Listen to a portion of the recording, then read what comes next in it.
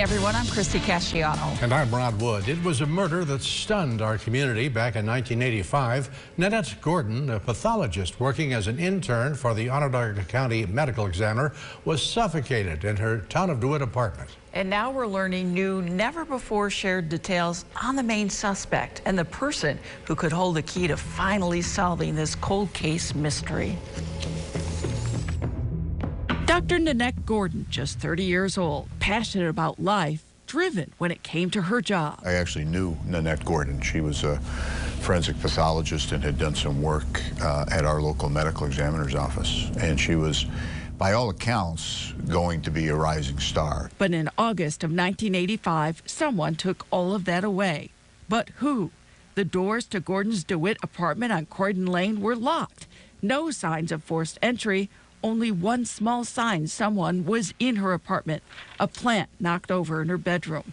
Investigators were convinced someone had manipulated the scene. She was laid out perfectly on her back, arms at her side, bedspread in a blanket right up to her neck, almost as if it was a wake. Weeks before her murder, Gordon told friends she thought someone had been in her apartment. She found things like her underwear disturbed. Attention focused on a man who lived in the same building. He was never publicly identified, but Fitzpatrick says he did maintenance work and had a key to the apartment. The man denied knowing or hearing anything, but his mother, who lived with him, gave an entirely different account of what she heard the night of the murder. She clearly heard Nanette, in my judgment, being murdered.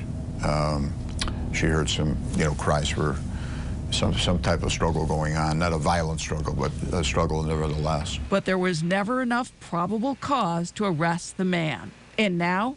The person who was the main suspect is dead. And in, I want to say, October of 1990 and January of 1992, we believe from the same person, we got 2 911 calls, basically indicating from the caller, "You have the right suspect.